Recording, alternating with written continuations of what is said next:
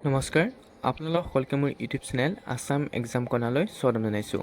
Guwahati university BEd common entrance টেষ্টৰ যি online আবেদন আছিলে সেয়া এক্সটেণ্ড কৰা হৈছে। লগতে কাৰেকশ্যন উইণ্ড' কাৰণে ডেট মুকলি কৰা হৈছে।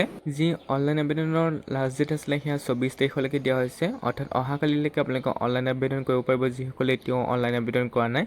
আৰু যিসকলৰ ভুল হৈছিলে কাৰেকশ্যন কৰিব পাৰিব তেওঁলোকে 25 তাৰিখে। অৰ্থাৎ আপোনালোকৰ প্ৰফাইল বনাওঁতে বা কিবা কিবি ডকুমেণ্ট আপলোড কৰোঁতে বা কিবা ইনফৰ্মেশ্যন যদি ভুল হৈছিলে আপোনালোকে 25 তাৰিখে অপেনিং হ'ব। সেই 25 তাৰিখৰ দিনা কাৰেকশ্যন কৰিব পাৰিব।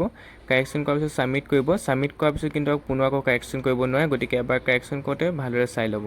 গতিকে যিসকলে তেওঁ অনলাইন আবেদন কৰা নাই তেওঁলোকে 24 তাৰিখলৈকে অনলাইন আবেদন কৰিব পাৰিব। আৰু যিসকলে ভুল হৈছিলে তেওঁলোকে কাৰেকশ্যন কৰিব পাৰিব।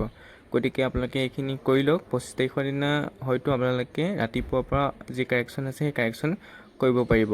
গতিকে আপোনালোকে কাৰেকশ্যন কৰিব যিখিনি ভুল হৈছিলে, কিন্তু এবাৰ ছাবমিট কৰাৰ পিছত কিন্তু আপোনালোকে পুনৰ কাৰেকশ্যন কৰিব নোৱাৰে। সেইটো কথা কিন্তু মনত ৰাখিব।